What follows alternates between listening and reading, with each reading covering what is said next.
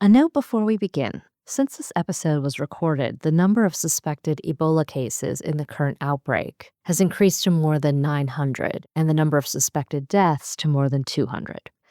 Here's the episode.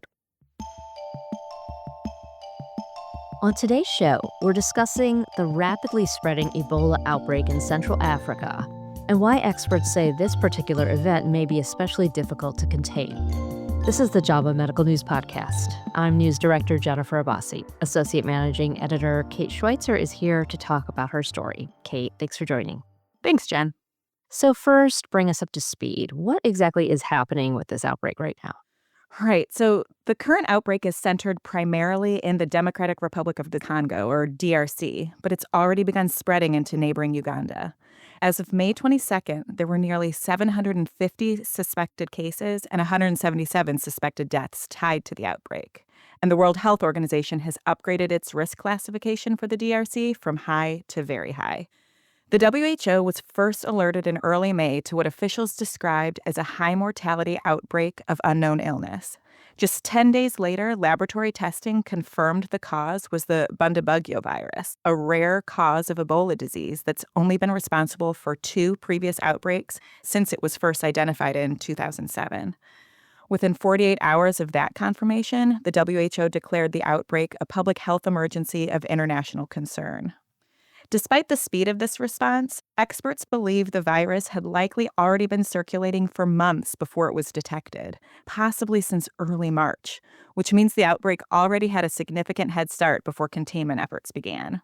And what's making this situation especially concerning is that the Bundibugyo virus is very different from the Zaire virus.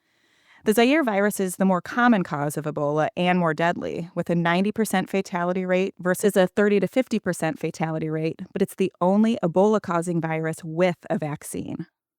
Bundibugyo, conversely, has no approved treatment of any kind. One infectious disease expert described the situation to me bluntly. There's no vaccines, monoclonals, antivirals, nothing. Now, that's not the only reason this outbreak has proven so difficult to contain, right? Correct. It's a perfect storm of challenges. First, where it's happening. The outbreak is unfolding in a remote, conflict-affected region of the DRC.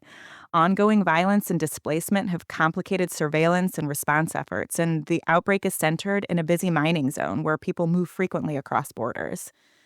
The experts I spoke with also pointed to weakened global health infrastructure following major international aid cuts. One physician noted that the DRC previously relied heavily on U.S. foreign aid support for outbreak monitoring and emergency response coordination that have been gutted within the past 12 months. And diagnosis itself is more difficult with Bundibugyo. Unlike the Zaire virus, there are no rapid diagnostic tests that can be easily deployed for the rarer virus in remote areas, meaning samples often need to be transported long distances for confirmation. Those delays can allow transmission to continue undetected. Still, you wrote that this is the 17th Ebola outbreak in the DRC and that this region has had extensive experience with the disease. How concerning is all this on a global scale? Well, the WHO has said that while the risk in the DRC is very high, the overall global risk is still considered low. And that makes sense when you think about the nature of the disease, which is characterized by hemorrhagic fever. Experts I spoke with acknowledge that the word Ebola can be terrifying. But it's actually not highly contagious, certainly not in the same way as something like measles or even COVID-19. Ebola is not airborne, and it generally spreads through direct contact with bodily fluids, blood, vomit, diarrhea. People also aren't considered contagious until they develop symptoms, and at that point, they're usually too sick to travel. So, yes, while Ebola is extremely deadly, the experts I spoke with aren't very concerned about international spread. And that said, the outbreak has already prompted international precautions, notably after an American physician treating patients in the DRC was confirmed to have contracted Ebola. This person was airlifted to Germany, not the U.S., for treatment. Around the same time, the CDC issued U.S. entry restrictions for foreign travelers recently in the DRC, Uganda, or South Sudan. Now, there's little evidence to suggest such travel bans are actually effective. Plus, experts warn that they can interfere with getting aid into affected areas. So where does the response go from here? Right now, the biggest challenge is understanding how widespread the outbreak already is.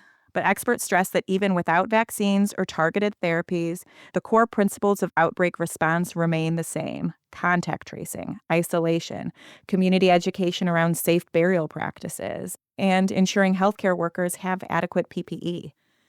Supportive care will also be critical. One physician I spoke with, Dr. Daniel Lucy, who treated patients with Ebola during the massive 2014 outbreak of the Zaire virus, said aggressive rehydration can be life-saving because it helps prevent patients from going into shock while their immune systems fight the virus. At the same time, many experts hope this outbreak serves as a wake-up call for greater investment in vaccines and treatments for less common Ebola viruses like Bundibugyo. Thanks, Kate. All right. If you'd like to learn more, we'll include a link to Kate's story in the show description. You can find that and all of our stories at JAMAmedicalnews.com. Thanks to Kate Schweitzer for joining me. I'm Jennifer Abbasi for JAMA Medical News. This episode was produced by Daniel Musisi at the JAMA Network. To follow this and other JAMA Network podcasts, please visit us online at jamanetworkaudio.com. Thanks for listening and join us again next week. This content is protected by copyright by the American Medical Association with all rights reserved, including those for text and data mining, AI training, and similar technologies.